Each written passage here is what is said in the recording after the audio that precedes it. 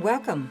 This is Melinda Barlow, CZT, and today's lesson is around one of Ben Walk's templates, his Hummingbird, and we're using one of my old lessons, Mooka, and you can go back and watch that lesson on Mooka. It's lesson number 67, but I did this Hummingbird with a lot of Mooka. So I'm going to just show you. There is a Hummingbird plain, and I started a little Mooka on here. And if you've not done Mooka before, there's several variations of Mooka, and it is a absolutely fabulous tangle. Matter of fact, I did a little Mooka on black.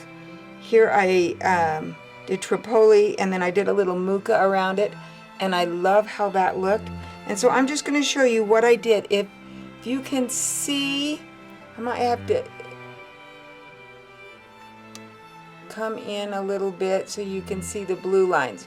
You can see, there you go. You can see that on this template there are blue lines for a feather, but I'm not going to follow those lines at all. I am going to just do my own.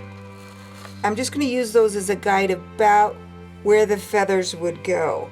So and that's what I did before. So, and those blue lines will disappear when you color or do a little shading.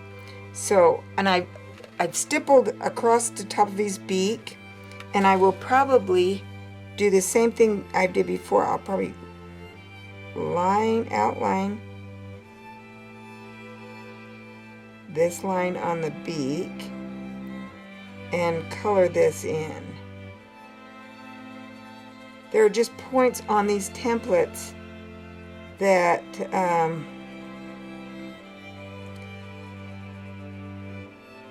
you need to just color in, because otherwise you'll lose it. Now I will put a link to this particular template in the description below. It is on his Facebook group, but I think you'll be able to pick up the link because it's in the file. So now we're just going to go ahead and I'm just going to do some Mooka.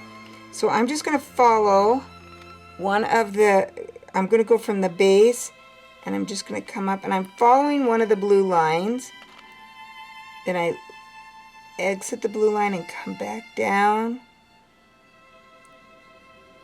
And I'm just going to draw my little Mooka the way I do it. And I love to do the holly ball effect on Mooka, and I will come in a little bit closer so you can see. Okay, I'm going to draw another, and I'm just doing each one of these individual feathers.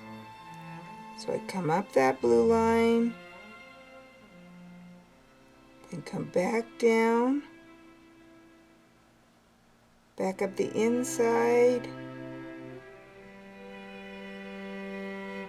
A very, very thin little Mooka. And that's all there is to it. And I'm just going to keep following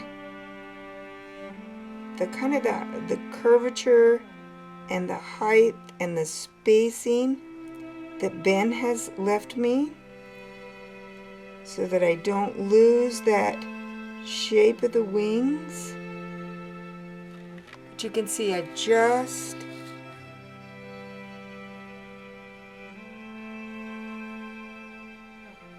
really feel like that Mooka is a beautiful source for doing that fast little movement that you see in a hummingbird's wings. It just gives you that so much movement.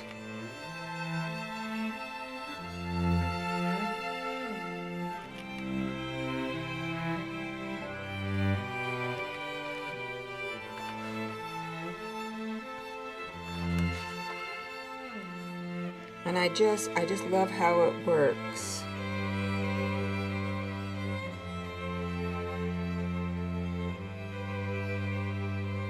So I just put a little bit right there.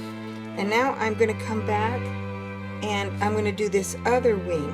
And I'm going to leave this little spot right here. It's kind of gridded off. And I'll come back and add something in that little space that is a little bit more solid. But I'm going to come up and I'm going to come from clear down in here for that wing, because this is that other side. So I'm going to start right here and move myself up.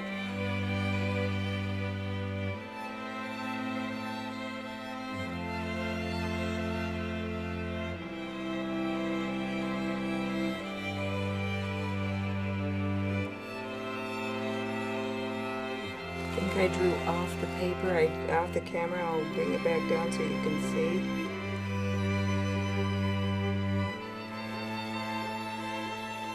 And that's how I got that movement. Let's bend back out. This is a big long stretch, so it takes a lot of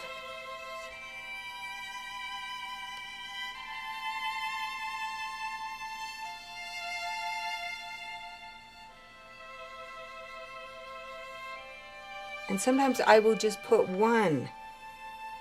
Then I'll come up.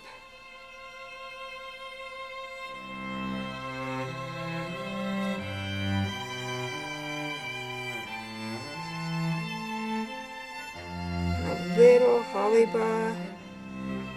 And let it go back down in. So I'm just going to go ahead and fill in. And I will do a little time lapse so you can see me draw all of these.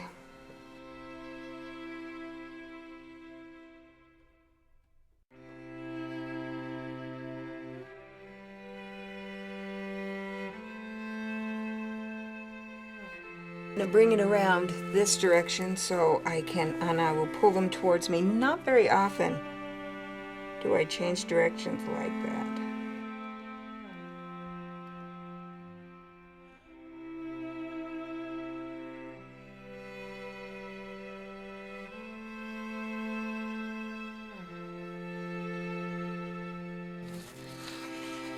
And there we've got those two wings done. And I'm going to come down in and I'm going to do this tail feather the same way.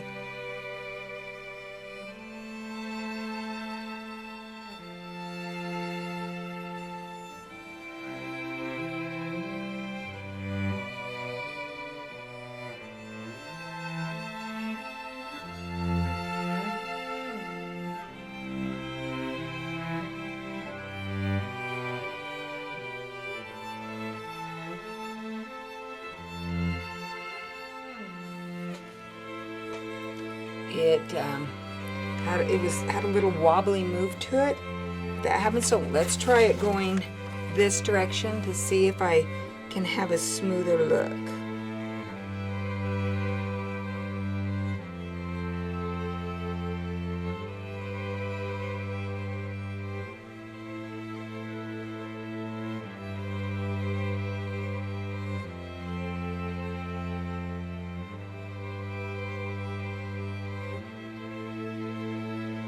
And you kind of have to figure out which way is the best way for you to do your Mooka.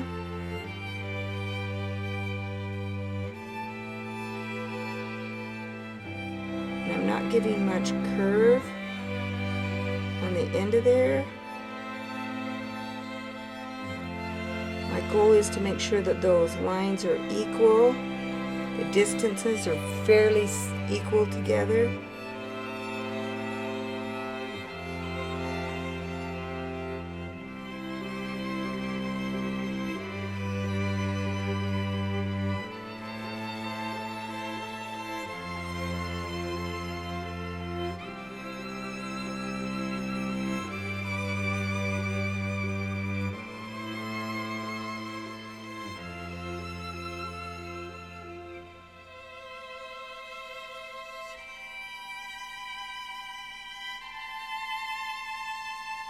And there, it looks like we have most of the parts I'm going to do with Mooka.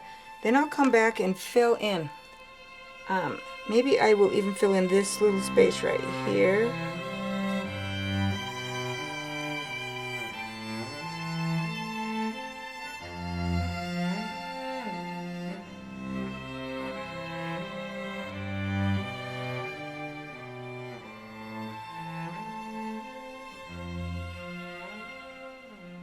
Yeah, that little space needed a little bit of Mooka to it. And sometimes I will just do a little triangle space in where I have, you know, a little, maybe a bigger space than I want. I'll just echo it in with that and it will fill in. I'm going to come back and work on this, fill this in, and you will be able to see a picture of it. But this is just a fun template to do. Way outside the original lines that Ben Walk had on it. Let's look at his original. You can see, ooh, too close. You can see slightly and how it looks completely different. And I print these out on a cardstock, weight paper, and then I can go back in and color these in with my colored pencils. This one I probably will. My original one, the first one I didn't color in with colored pencils. I'm going to color this beak in right now.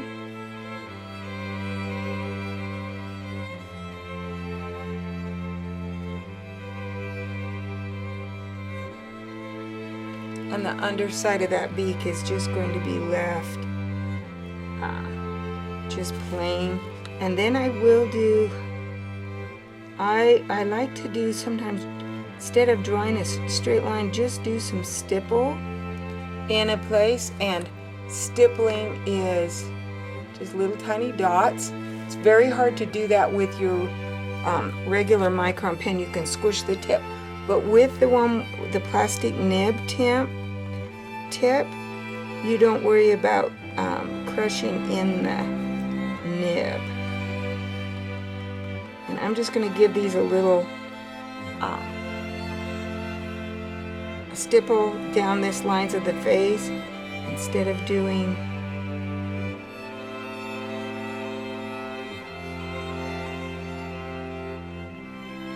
drawing a straight line. Just gives it a feathery look instead of that straight line. Come back or look on my blog to see the finished hummingbird and see what else I did with it. Give Mooka a try. Check out video 67 for some more detailed on how to do Mooka, and enjoy. Thanks for watching. Support for this channel comes by shopping at inkadoodles.com. Have a great day.